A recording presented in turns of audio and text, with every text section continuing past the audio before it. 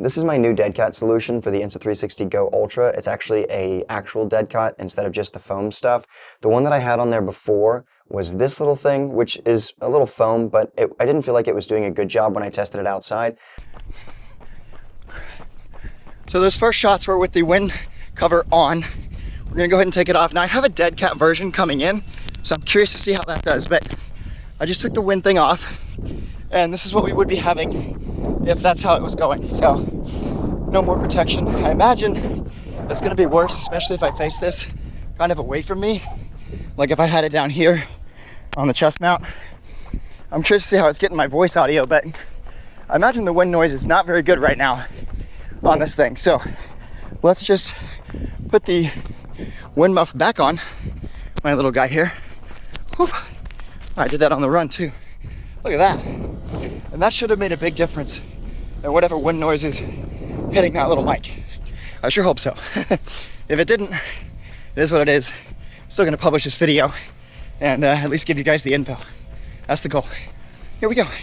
So I'm gonna go ahead and go with this one and test this a little bit and see how that comes out.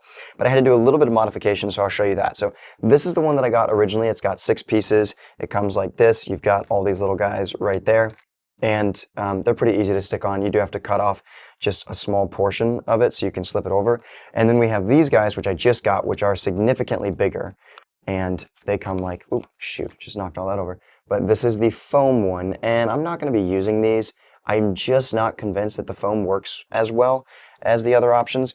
So what I did with this is I actually just cut like right here and right there, and then put this way so that it's like, it fits right within the little area between, you can see right here, you see that little area? Yeah.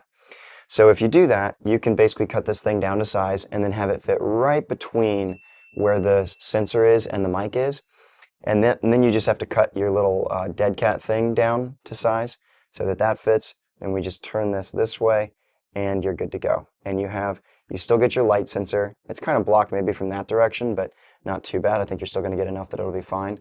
And then we've got the dead cat right there. So really happy with the outcome on this. The real question is it going to offer significant wind improvement when I'm outside? So I'm gonna take this to the beach and test it and give you guys the full results. But this is the setup.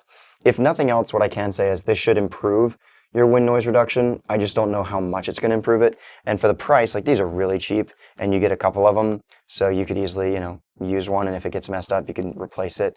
You do have to cut this thing down to size a good bit though, because it folds over in this area if you turn it lengthwise, and it'll come off on this edge if you turn it the other way. So you kind of finagle that a little bit, but overall I'm happy with it. And if you mess up, you got another one or another 3, so no problem there.